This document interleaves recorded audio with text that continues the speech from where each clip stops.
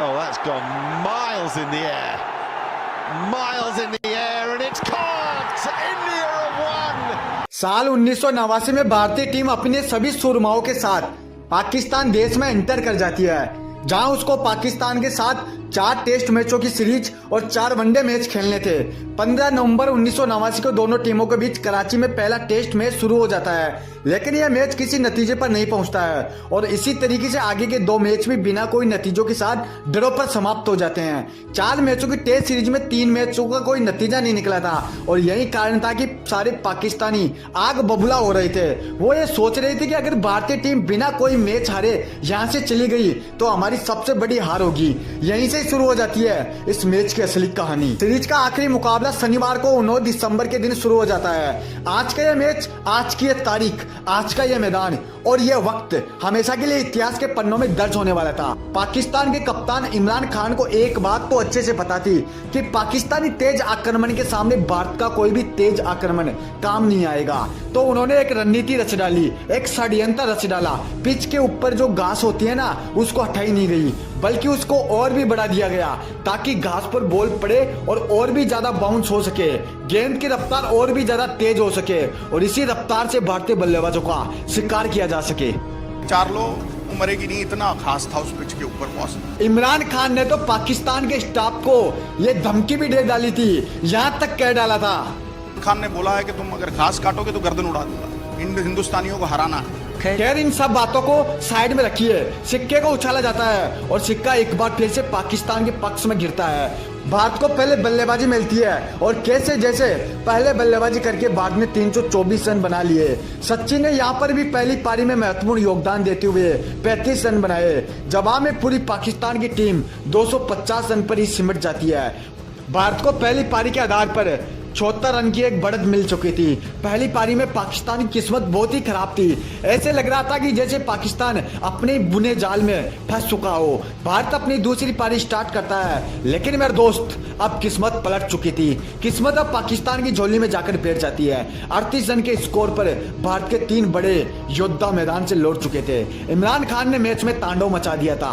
Score 38 run से बड़ा ही था कि रवि शास्त्री भी अपना विकेट गंवा देते हैं। गेंद पिच पर गिरकर इतनी खतरनाक तरीके से, जानलेवा तरीके से जा रही थी कि मानो अगर गेंद के बीच में कोई भी आ गया ना तो वो सीधे या तो यमराज के पास पहुंचेगा, नहीं फिर हॉस्पिटल। मैं बीट हुए जा रहा हूँ, इधर से उधर से। नई शादी हुई है, मैं कहा यार घर पहुंचूंगा, घरवाली को मिलूंगा या नहीं, भगवान आउट ही करा दे किसी तरीके, यहाँ से जान तो बचा। मैदान पर माहौल इस कदर था कि मानो कोई ये मैदान नहीं बल्कि शमशान घाट हो।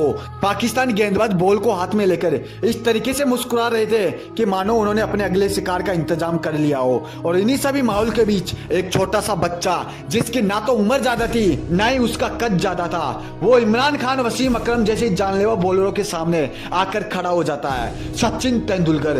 वकार यूनी सचिन को आंखें दिखाते हुए 160 किलोमीटर की रफ्तार से गेंद को डालते हैं। गेंद टप्पा लेकर सीधे सचिन के नाक पर आकर लगती है और सचिन की नाक से खून का फंवारा निकलता है। ड्रेसिंग रूम से फिजियोथेरेपी को बुलाया जाता है। सचिन के नाक पर रुई लगाई जाती है, लेकिन फिर भी खून रुकने का नाम ले रहा था।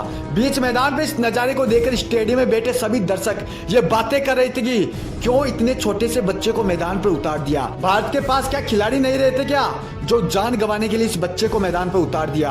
कमेंटेटर, सभी दर्शक ये बातें कर रहे थे।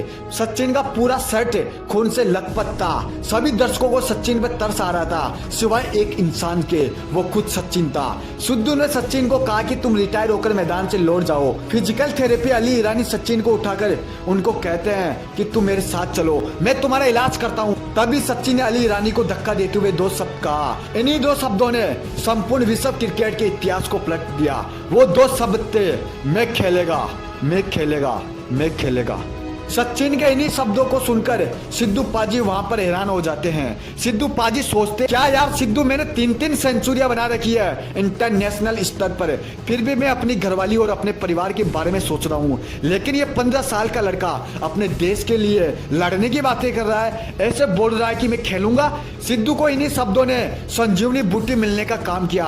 सिद्धू को आत्मविश्वास मिला। सिद्धू सचिन के पास जाकर बोले, आई प्राउड यू, हमारी आज इज्जत दांव पे लगी हुई है, सब कुछ हमारे हाथों में है। मैं तुम पर गर्व महसूस कर रहा हूँ कि तुमने पीछे हटने के बारे में नहीं बल्कि लड़ने के बारे में सोचा।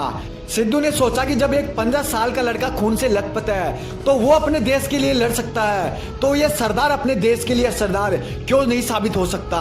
दूसरी तरफ पाकिस्तानी जल्द से जल्द भारत को हराकर ये सीरीज 1-0 से अपने नाम करने के बारे में सोच रहे थे। क्रिकेट के बड़े विद्वान पाकिस्तान की जीत की भविष्यवाणी कर चुके थे, लेकिन मेरे दोस्त इस मैच का असली क्लाइमैक्स तो अभी बाकी था। देश के दो सबसे बड़े सितारे सिद्धू और सचिन अपने देश के लिए लड़ रहे थे।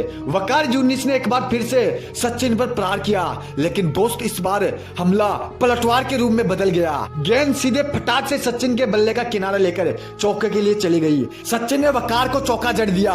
वकार यूनिस सचिन की तरफ आते हैं और उसी तरीके से आंख दिखाते हैं जो थोड़ी देर पहले दिखा रहे थे। सचिन वकार यूनिस की इसी ओवर में 2 और चौके लगा देते हैं। ऐसा लग रहा था कि मानो सचिन की रफ्तार के सामने वकार यूनिस की रफ्तार धीमी पड़ चुकी है। इस मैच में सचिन ने 57 रन और सिद्धू ने 97 रन की पारी खेली। उस दिन जो मैच भारत हारने के कगार पे था ना, अब इस मैच का सारा सिस्टम पलट चुका था। सचिन और सिद्धू ने इस मैच को ड्रॉ करवा दिया था। इस तरीके से पाकिस्तान के सारे मंसूबों पर पानी फिर चुका था।